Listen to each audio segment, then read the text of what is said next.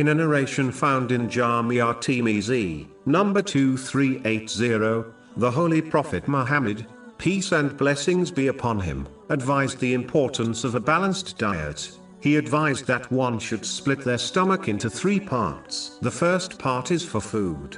The second part is for drink, and the last part should be left empty for breathing. This diet plan can be achieved when one stops eating before they reach their fill. This was the behavior of the Holy Prophet Muhammad, peace and blessings be upon him, and his companions, may Allah be pleased with them. If people were to act on this advice, they would be safe from both physical and mental illnesses. In fact, according to many knowledgeable people, one of the main causes of illness is indigestion.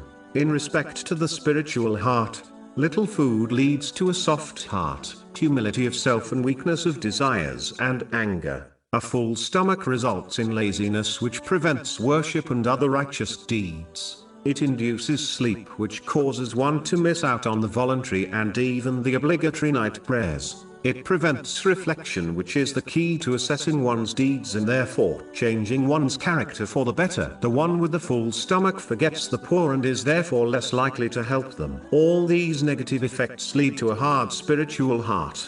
The one who possesses a hard spiritual heart will not be safe on the Day of Judgment. Chapter 26 Ash-Shura, verses 88 to 89. The day when there will not benefit anyone, wealth or children, but only one who comes to Allah with a sound heart. The one who is only concerned about their stomach becomes distracted from more important things, such as learning and acting on religious knowledge. They become so preoccupied with gaining, preparing and eating different types of foods that it consumes a large portion of their time, energy and money. This attitude also prevents one from eating simple foods, which are easier and less time consuming to prepare and cheaper to buy. Extravagance in food also encourages one to become extravagant in other things, such as one's clothes and housing. This attitude in turn encourages one to earn more wealth in order to satisfy their extravagant lifestyle. This distracts them further from learning and acting on Islamic knowledge so that they can achieve peace and success in both worlds. It can also encourage them towards the unlawful in order to satisfy their extravagant lifestyle. Muslims should know that the most fed in this world will be the hungriest on the Day of Judgment.